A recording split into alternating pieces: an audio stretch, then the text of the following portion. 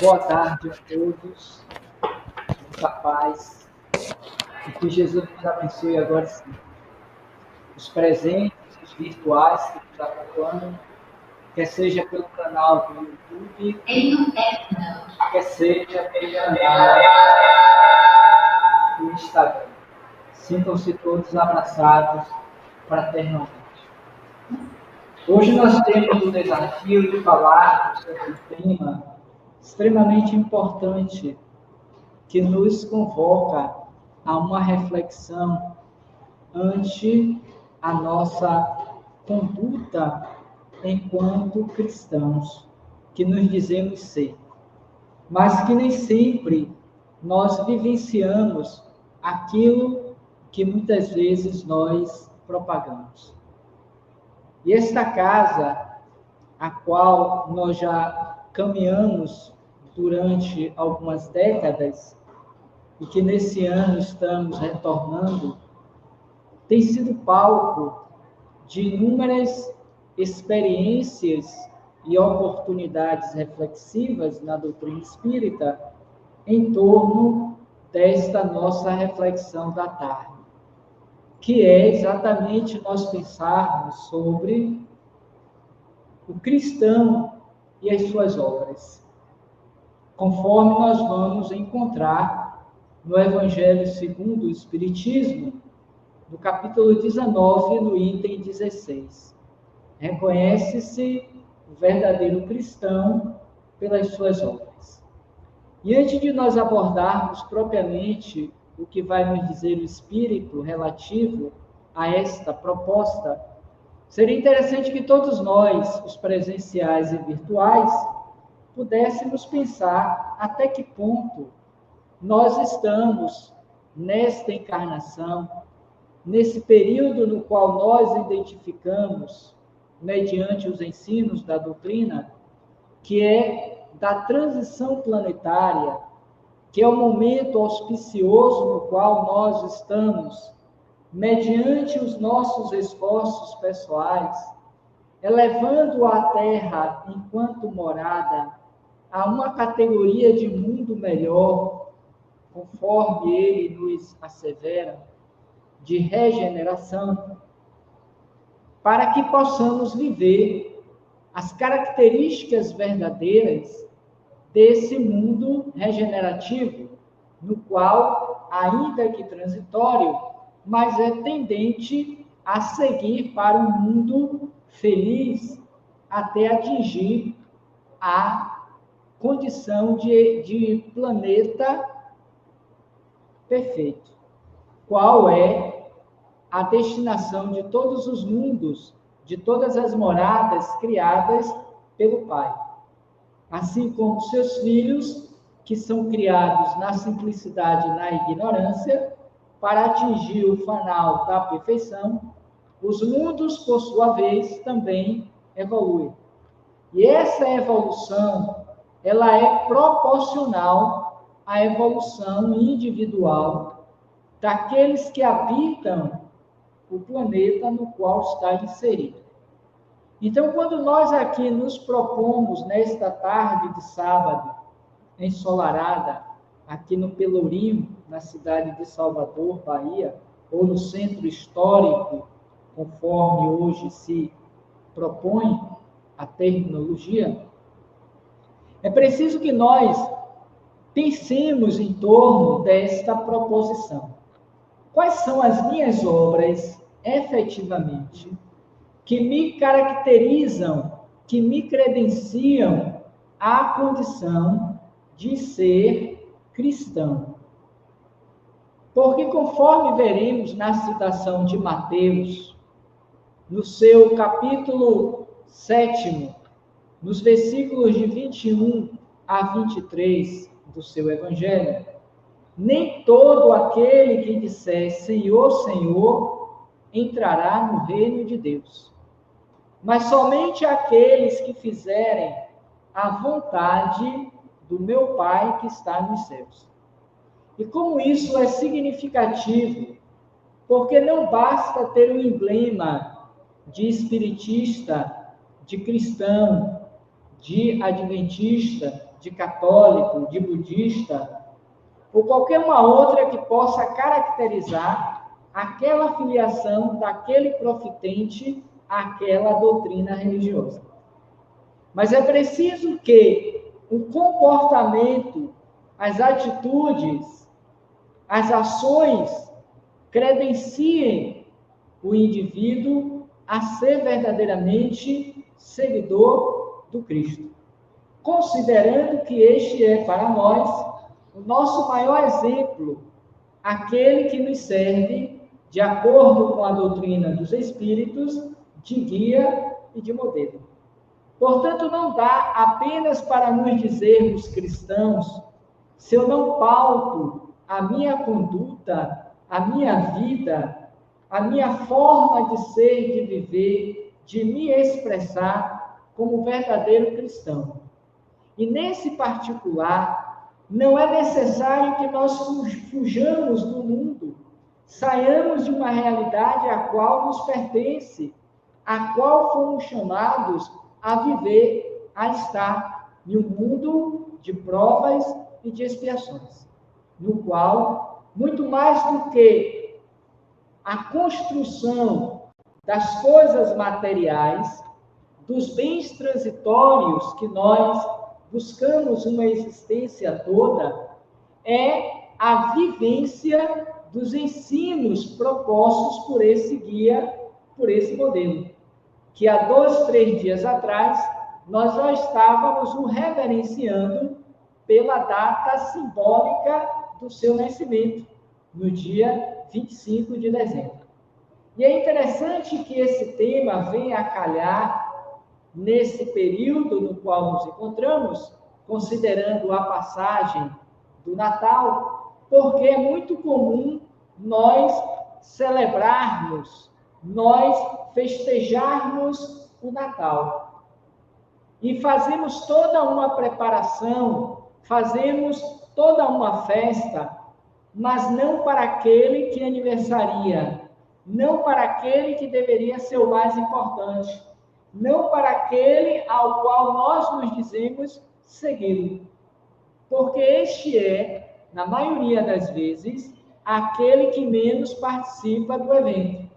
E aqui nós não estamos necessariamente sendo contra a festa em si, ao repasto que normalmente nós fazemos para a celebração, para brindarmos o Natal.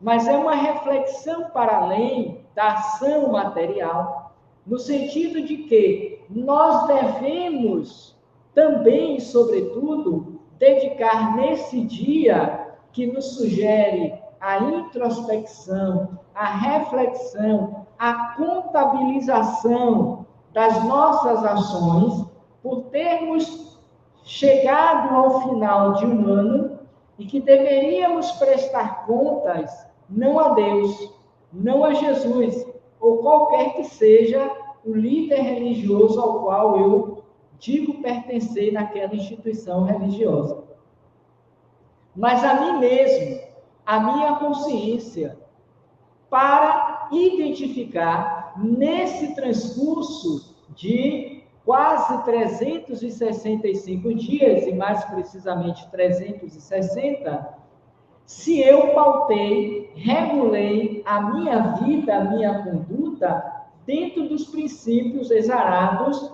nos evangelhos, que são, em si, um resumo mal feito da vida, dos feitos, da vivência daquele que, em nome do amor, veio à Terra nos ensinar a amar, a nos reconhecermos como irmãos, porque na base da doutrina de Jesus, nós vemos que o princípio da fraternidade, o princípio da amorosidade, o princípio da vinculação com o Pai que está nos céus é o mote principal de toda a sua doutrina.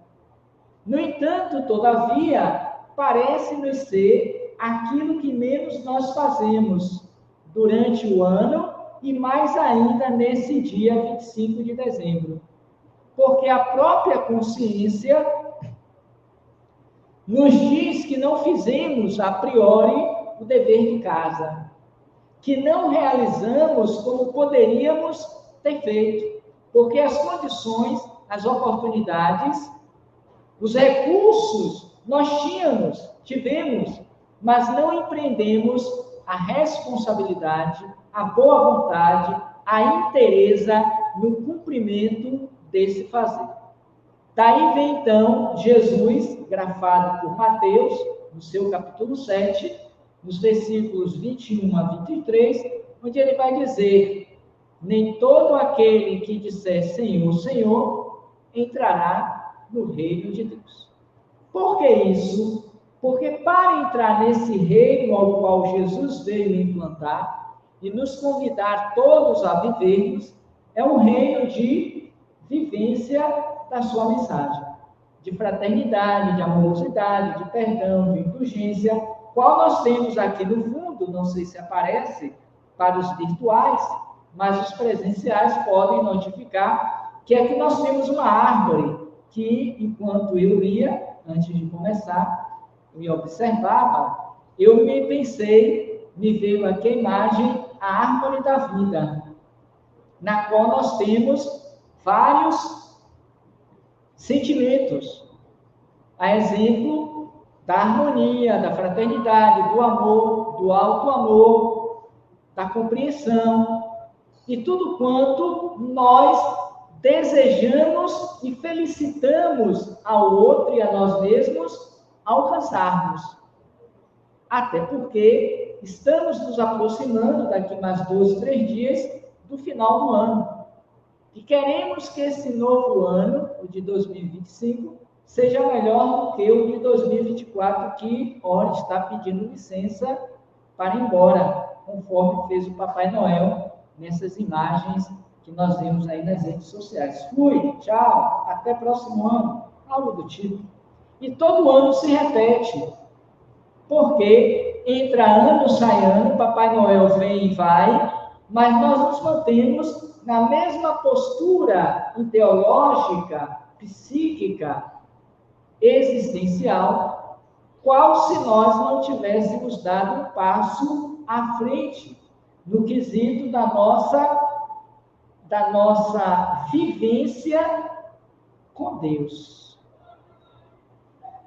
Porque o mais importante é o vínculo que nós estabelecemos com o Pai, não pela palavra que mata, não pelos discursos que proferimos, pelas palestras que realizamos, pelas leituras que fazemos desse ou daquele livro dito sagrado, mas pela vivência no dia a dia, no contexto social, consigo e com o outro, para expressar a vontade do meu Pai que está nos céus.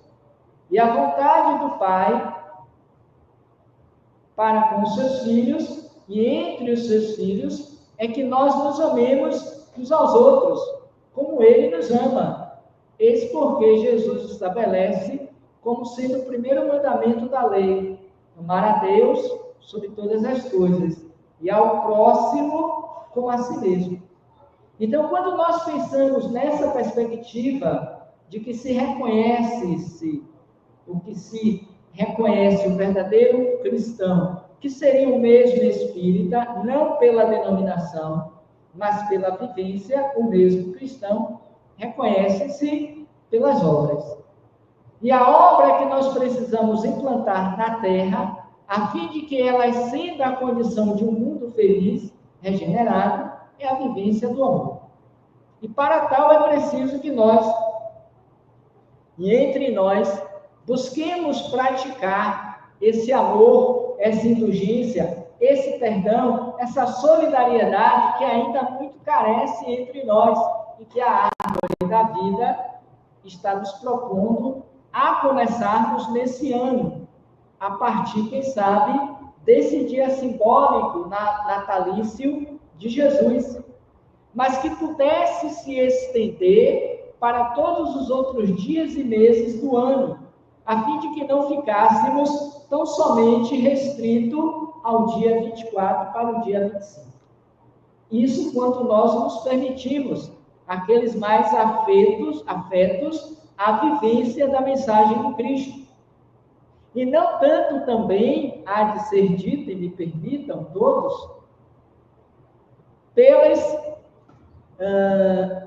pelo ritualismo, pelo sincretismo, muito comuns nas nossas práticas religiosas, em que pese o respeito às suas práticas e àqueles que assim creem, mas é preciso que nós devotemos o tempo e a atenção na vivência da mensagem proposta por Jesus. Porque o que vai diferenciar este daqueles outros profetas de então é exatamente o exemplo. Porque o exemplo arrasta. A palavra, ela sensibiliza. Mas quem arrasta é o exemplo. Daí disse o próprio Cristo, que o seu falar seja sim, sim, não, não, para que não houvesse dúvidas quanto àqueles que lhe observam, que lhe ouvem, porque não adianta você falar, prodigalizar e se comportar diferentemente daquele discurso. E quantos são aqueles ditos cristãos que defendem uma ideologia teológica e os judeus, à época do Cristo, os doutores da lei, os sacerdotes, não gostavam de Jesus, dentre outros aspectos, é porque Jesus mostrava a eles que eles viviam tão somente do que é exterior, a exemplo do lavar as mãos,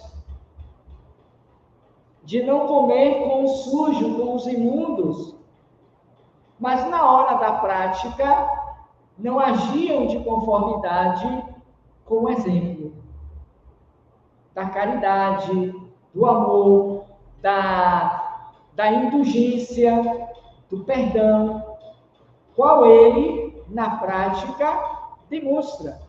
Então, o cristão e as suas obras se representam por aquilo que nós deixamos de valor espiritual no ambiente no qual nós estamos sendo chamados a viver, a começar, efetivamente, no ambiente familiar.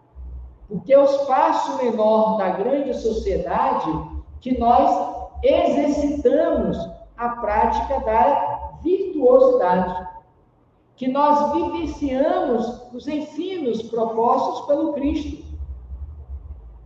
Haja vista que ele, enquanto esteve conosco, ele escolheu, não seria a palavra mais correta, mas vai ela mesma,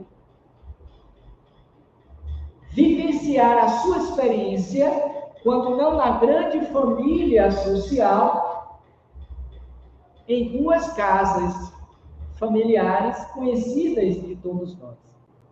Primeiramente, a mais recorrente, a de Simão Pedro, onde ele aporta, juntamente com os seus discípulos, naquela convivência familiar, vai ensinando a eles a viverem em família.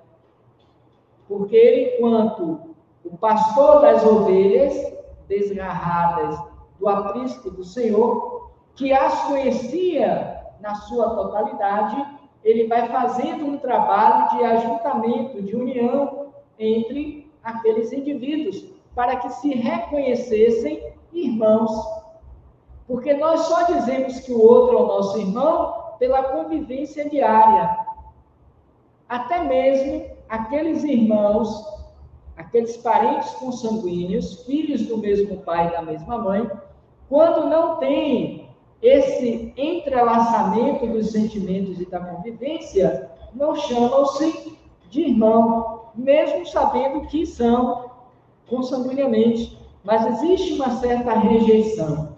Mas aqueles, por outro lado, que não são consanguineamente irmãos, mas que têm uma convivência proximal, afetiva, amorosa, esses se reconhecem como meu irmão, minha irmã. Porque é isso que une os laços. Não é simplesmente a consanguinidade. E Jesus veio fazer esse trabalho de unir os indivíduos para que no futuro nós tivéssemos um só pastor e um só rebanho. Então, quando ele não estava na casa de Simão, ele elegeu e não escolheu. Né? Me veio aqui a palavra correta. Ele elegeu duas casas, duas famílias. A primeira, já citada, a de Simão. E a outra, sempre que ia à cidade de Betânia, alguma coisa próxima a 3 quilômetros de Jerusalém, ele ia então à casa da família de Lázaro, de Marta e de Maria em Betânia. Basicamente, e quase que recorrentemente, os evangelhos citam esses dois núcleos familiares nos quais Jesus pernoitara, convivera, estabelecera laços de afeto e de amor, quando não estava em meio à multidão, que ele considerava, por sua vez, a sua grande família. Por isso ele vai dizer à própria mãe consanguínea: quem é minha mãe? Quem são os meus irmãos? E voltando àquele grupo de pessoas que ali estavam, disseram enquanto resposta maêutica: a minha mãe e meus irmãos são todos esses que fazem a vontade do meu Pai que está nos céus. Ponto. Então a gente entende que obrar para Jesus é construir uma sociedade na qual vivamos nas bases dos seus ensinos, na construção desse reino de Deus, que se constitui fundamentalmente pelo amor. Eis o primeiro mandamento que vos digo, vos deixo: amar a Deus sobre todas as coisas. E o segundo, que se assemelha a esse primeiro, e ao próximo como a si mesmo. Então, o verdadeiro cristão constitui-se como sendo aquele homem, como aquela mulher, que se propõe viver dentro dos princípios evangélicos estabelecidos pelo Cristo. Não é ser espírita, não é ser católico ou qualquer uma outra denominação religiosa. Porque são expressões exteriores, passam. Hoje eu estou espírita, amanhã eu posso estar católico. 2 dias atrás, no máximo 3, alguém me encontrava na rua e me cumprimentava. E dizia: oi, tudo bem? Tudo bem, você é da Cobem, né? Eu sou. Ah, eu também era de lá, mas hoje eu sou evangélica. Ou seja, aquela senhora fazia parte do grupo da nossa casa, a Casa de Oração Bezerra de Menezes. Era espírita, me conhecia. E hoje ela adotou uma outra doutrina, que não mais a espírita. Isso não tem nenhum mal, não tem nenhum erro. Como nós já tivemos inúmeros católicos, e nós somos oriundos do catolicismo, na sua maioria também, que deixamos esta para nos vincularmos a esta. Porque não se sabe. Seja como for, são rótulos. Amanhã tornar-se ateu. Ontem, mesmo isso se deu.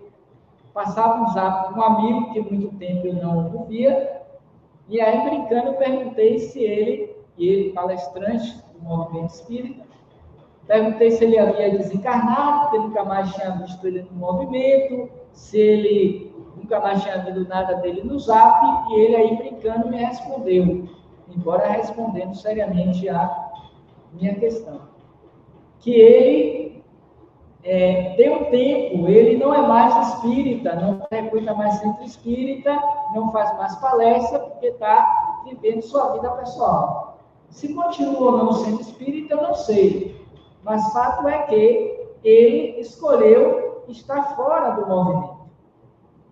E provavelmente não mais se dirá espírita. Mas isso também não tem nenhum mal. O mal-estar é quando nós estamos, seja nesta ou naquela, e não vivenciamos a prática. Não colhemos os frutos sazonados do bem para colocarmos na prática do dia a dia, quer seja no ambiente familiar, no ambiente de trabalho, no ambiente social, porque aí está, ou estão, as obras representativas do verdadeiro cristão. Ou eu me atenho a esse ponto, ou eu vou estar apenas construindo obras externas. E aqui me vem à mente a passagem em que Jesus vai buscar, no século XII, XIII, da Idade Média, Francisco de Assis, e pede-lhe que fosse reconstruir a sua igreja. Que no primeiro momento ele constrói aquela igreja de São Damião, que estava abandonada em ruínas, acreditando que esta era a missão. A obra inicial de Francisco foi física. Mas no decorrer do tempo ele entende que a verdadeira obra do cristão era a vivência do amor, que era o apelo que Jesus fazia pelas iniquidades, pela vivência das sombras do terror que até então imperava e eclodia fortemente como sendo um dos períodos mais sombrios da história da humanidade. Então ele veio fazer uma obra cristã, e dizem os biógrafos, os estudiosos, que nenhum outro conseguiu expressar tão verdadeiramente o amor de Deus depois de Jesus, qual fizera Francisco de Assis. Então reconhece-se o verdadeiro cristão pela obra de amor que ele constitui na sua existência, que não simplifica-se, não se resume apenas a uma existência, mas uma história de vida que se constitui através das reencarnações.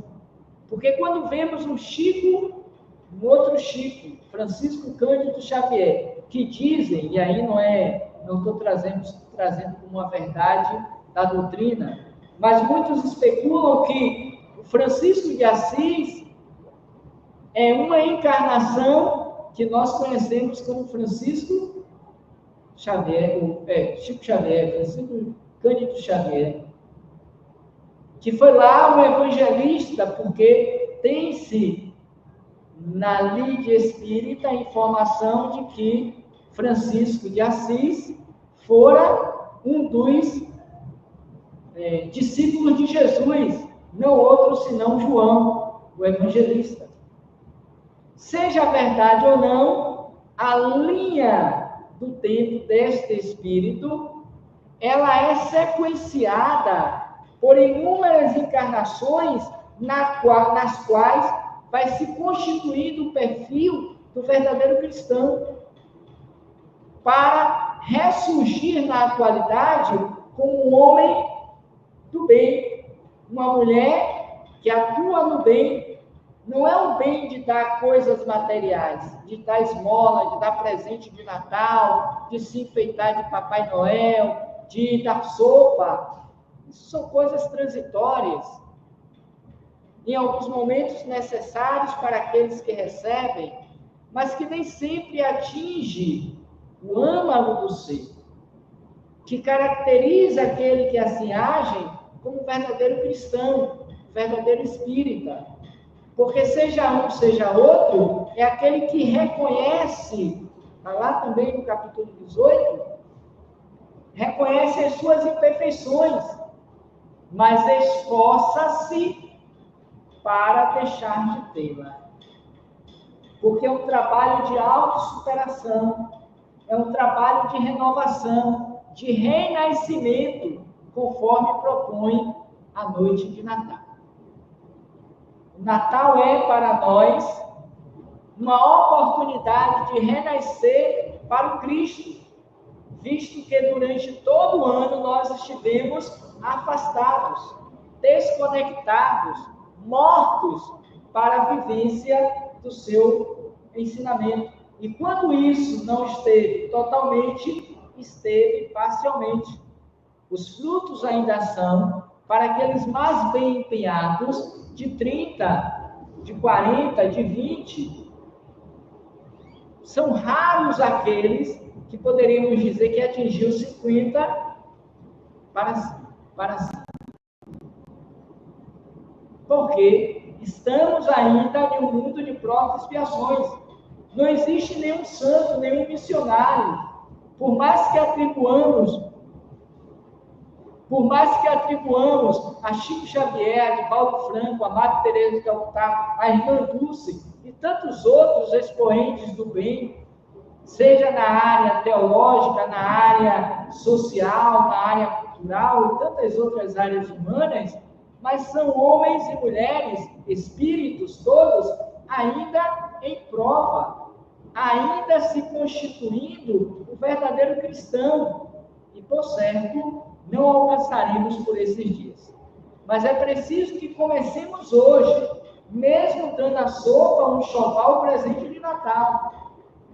Isso não isenta essa nossa conduta, mas que na energia do doar, e esse é o ponto sagrado, no ato de doar, que a minha energia de amor, de cristandade, de espiritualidade, esteja envolta àquele bem material. Porque normalmente a gente só dá. Claro que existem suas exceções.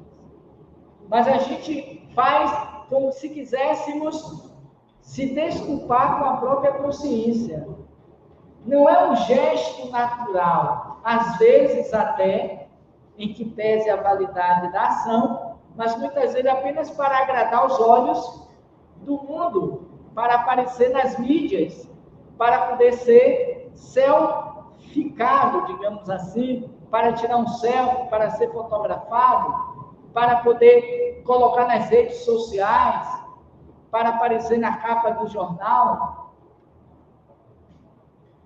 Porque se não faz isso como ato de vida, como fizera Irmã Dulce, como fizera Madre Teresa de Calcutá, como fizera Chico Xavier e tantos outros que nós conhecemos, ainda não pode ser chamado de verdadeiro cristão. Poderíamos considerar como pretendente, candidatos a, mas ainda não é. E eu tiro isso por mim. Não me reconheço ainda verdadeiro cristão. Porque quando desencarnar, o que eu vou apresentar a Deus? Aspas, né? A consciência da obra ou das obras que eu fiz nessa encarnação. Não sei se eu tenho. O saco do Papai Noel, no meu caso, vai estar vazio. Porque por mais que eu encha de coisas materiais, não consegue entrar pela porta estreita da mão. O que nos faz entrar por essa porta menor, qual Jesus classificou como sendo a porta que eleva e que aproxima-se de Deus, é a porta das virtuosidades. Então, quando eu impregno a minha energia na ação, com essa energia da minha espiritualidade, eu ajo como agiu Jesus, aquela passagem tão conhecida da mulher que fora curada do sangue que corria durante mais de 10 anos. Que, embora tendo recorrido a inúmeros médicos de então, não conseguiram a cura. No entanto, ao tocar na veste do Cristo, ela se cura. Primeiro porque as vestes de Jesus, a manta, estava impregnada de uma vibração que nós nem conseguimos codificar, ou decodificar. conseguimos compreender. Daí ele ter perguntado: quem me tocou? O verdadeiro cristão constitui-se da obra daquele que, quando alguém me toca, uma virtude sai dele. Qual seria essa virtude? Apacentar, harmonizar,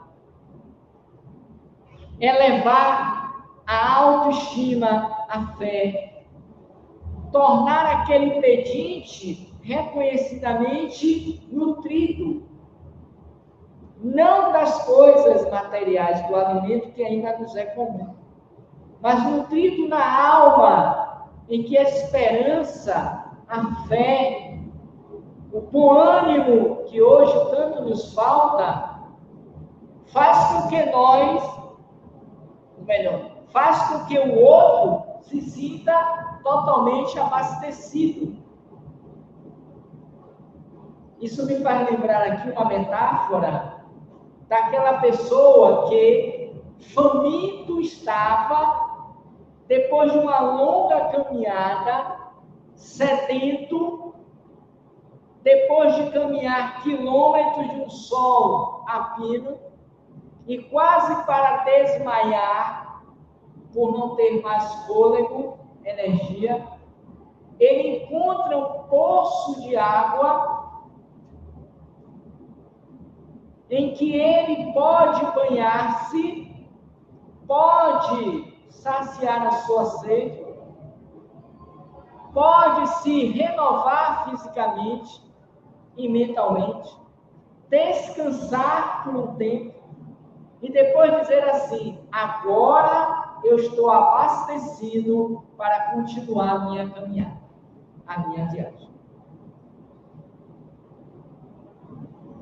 Esse é o verdadeiro cristão, que nutria um faminto, um sedento de condições para seguir viagem rumo à sua destinação. Não joga a toalha, não se desespera, não se aniquila, não desiste do intento maior.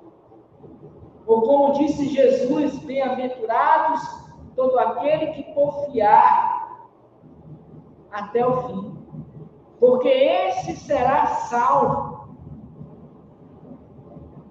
E é nesse sentido que precisamos pensar nessa proposta anual de Natal.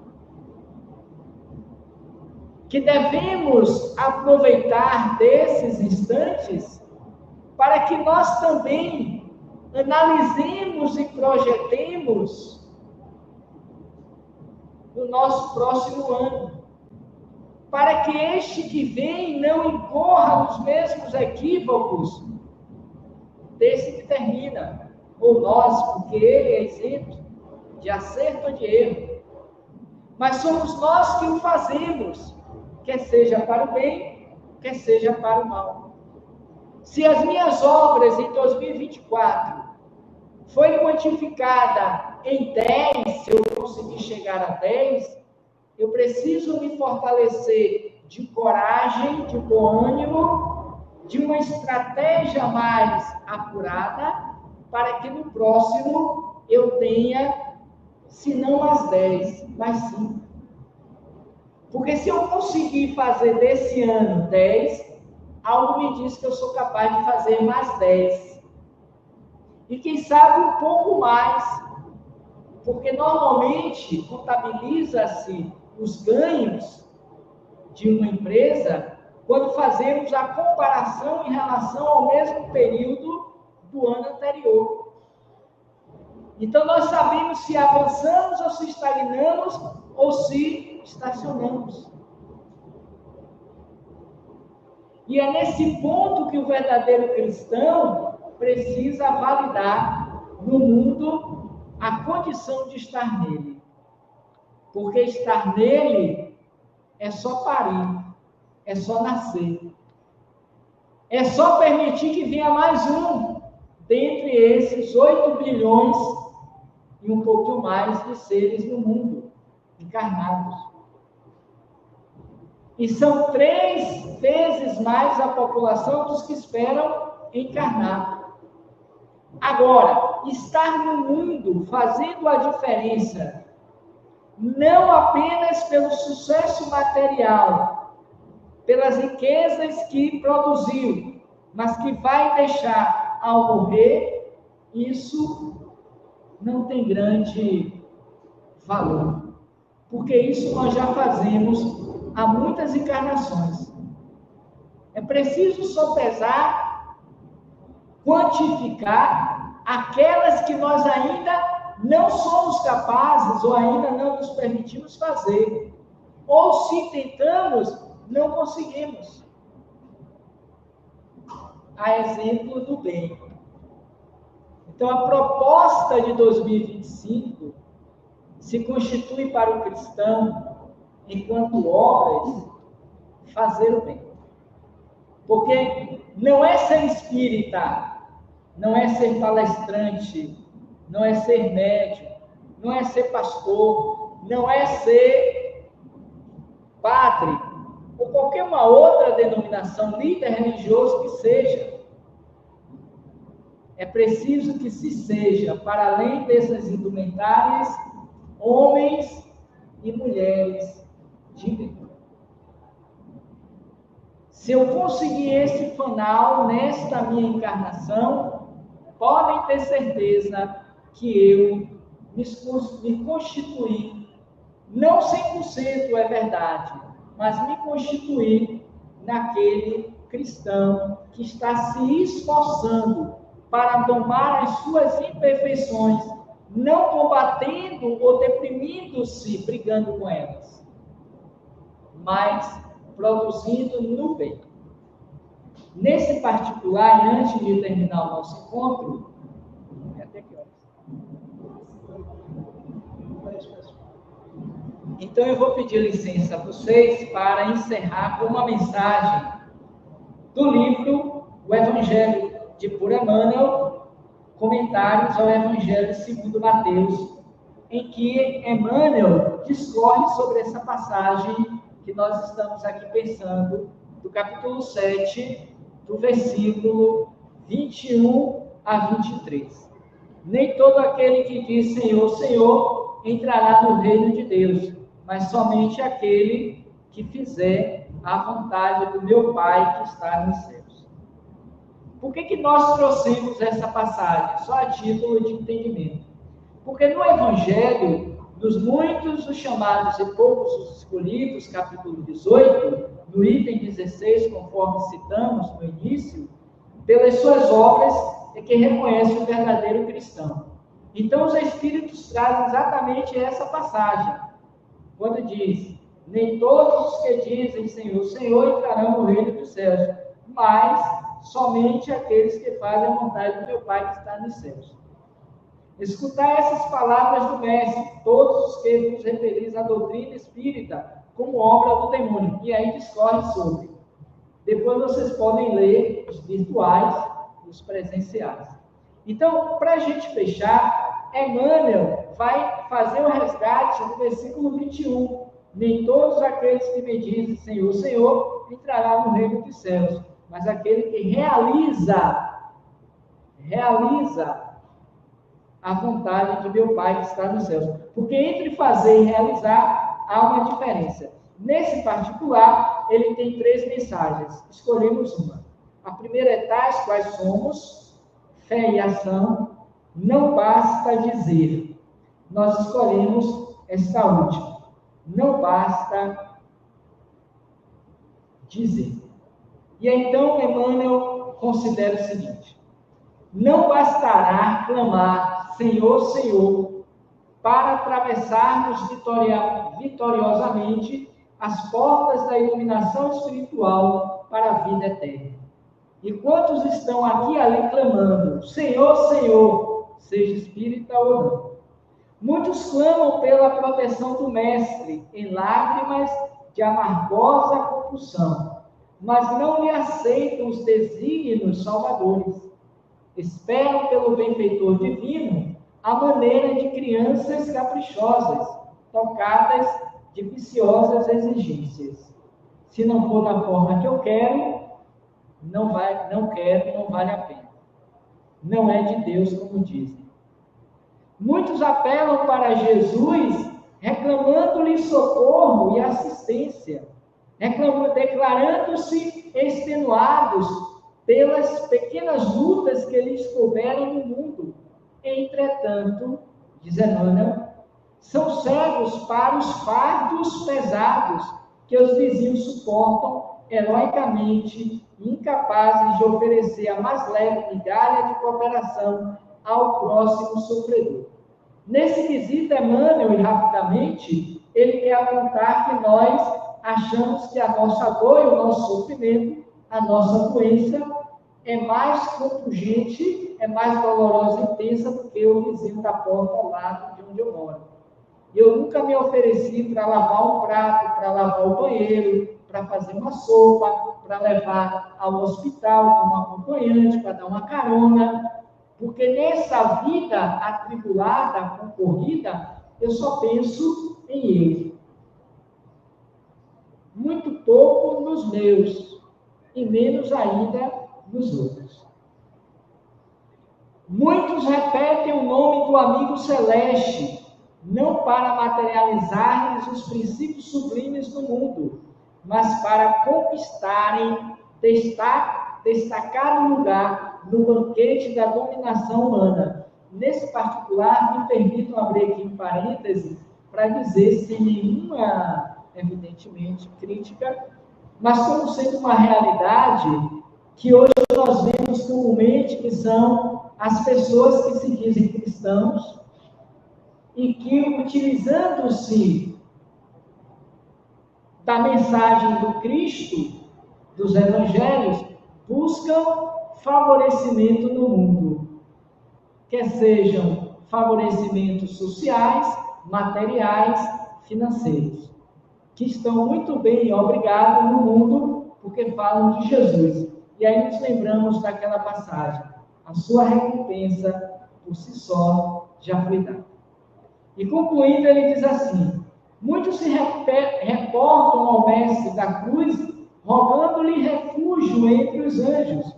Todavia, conservam-se em plena fuga ao serviço que o céu lhes conferiu entre as criaturas na terra, para soerguimento da humanidade. Ou seja, o lema fora da caridade não faz parte ainda do seu dicionário. Porque, para mim, é fora da igreja, fora da Bíblia, fora desse ou daquele. Mas da caridade ainda não chegou. O problema da redenção não está situado, para finalizar, diz Emmanuel, o problema da redenção não está situado em nossos lábios, mas, acima de tudo, em nosso coração e em nossos braços, que devemos mobilizar a serviço dos outros e em favor de nós mesmos. Ou seja, o que estamos fazendo aqui há quase 1 hora não tem grande valor, porque é apenas um verbo, mas é preciso que os braços atuem muito mais quando nós abrimos o coração. É o que vai dizer Madre Teresa, segundo dizem. As mãos que trabalham agradam muito mais a Deus do que os lábios que oram, simplesmente. E encerra a mensagem dizendo, apliquemo-nos, pois, à ação permanente do bem, e convictos de que a cada um será dado segundo as próprias obras.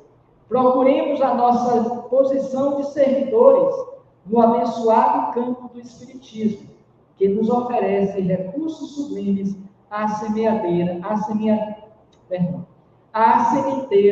de nossa felicidade imortal. Eis aí, portanto, amigos e amigas presenciais e virtuais que nos acompanham, a nossa mensagem desta tarde, na esperança de termos sido sucedido de forma satisfatória na mensagem aqui proposta para essa tarde.